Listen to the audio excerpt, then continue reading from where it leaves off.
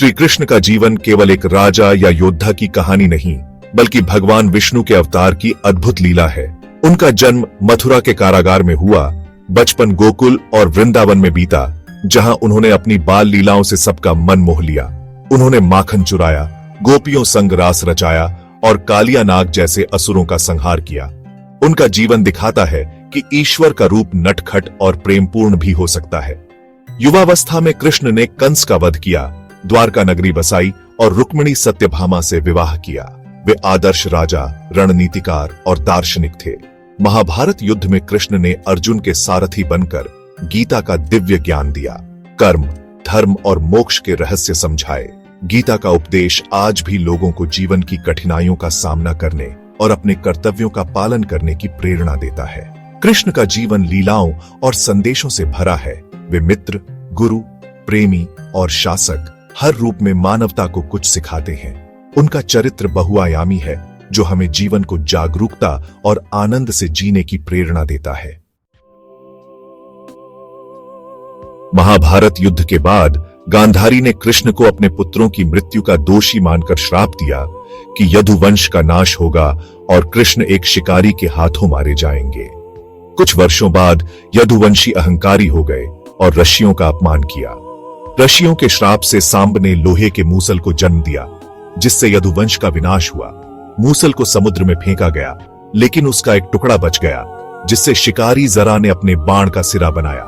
यदुवंशी आपस में लड़कर नष्ट हो गए। दुखी कृष्ण एकांत में पीपल के पेड़ के नीचे योग निद्रा में लेट गए। शिकारी जरा ने कृष्ण के पैर को हिरण समझकर बाण चला दिया। बाण कृष्ण के पैर में लगा। जरा को अपनी गलती का एहसास हुआ। कृष्ण ने उसे क्षमा किया और बताया कि यह सब नियति का हिस्सा है। इस प्रकार कृष्ण ने अपनी मानवीय लीला का अंत किया और अपने नश्वर शरीर का त्याग कर दिया। कृष्ण के देह त्याग के बाद द्वारका का भविष्य अंधकारमय हो गया। कृष्ण ने अर्जुन को द्वारका बुलाकर निवासियों को सुरक्षित निकालने का आदेश दिया।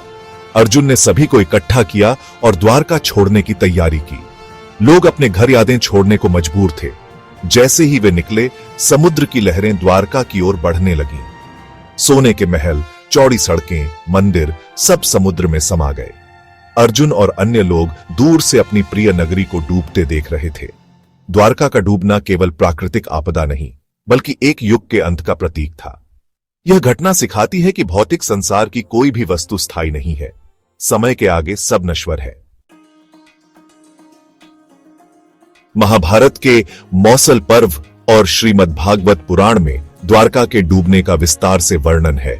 कथा के अनुसार अर्जुन जब द्वारका के लोगों को लेकर निकले, समुद्र का जल स्तर तेजी से बढ़ा और द्वारका डूब गई। श्रीमद् भागवत पुराण में बताया गया है कि कृष्ण ने स्वयं समुद्र देव को द्वारका जलमग्न करने का आदेश दिया था। कृष्ण के प्रस्थान के साथ ही सत्य, धर्म और ज्ञान भी चले गए और कलयुग का प्रभाव बढ़ने लगा। अर्जुन अपनी शक्तियां खो चुके थे। वे द्वारका की महिलाओं की रक्षा भी नहीं कर पाए। यह दिखाता है कि कृष्ण के बिना धर्म और शक्ति भी लुप्त हो जाती है। द्वारका की कहानी हमें सिखाती है कि हर निर्माण का अंत निश्चित है और हर अंत एक नई शुरुआत का संकेत है। कृष्ण की मृत्यु और द्वारका का डूबना एक युग के अंत का प्रतीक है, जिसमें गहरे आध्यात्मिक संदेश छिपे हैं। कृष्ण ने साधारण मृत्यु स्वीकार कर दिखाया कि हर जन्मे को एक दिन जाना ही है। द्वारका का पतन सिखाता है कि भौतिक उपलब्धियां अस्थायी हैं।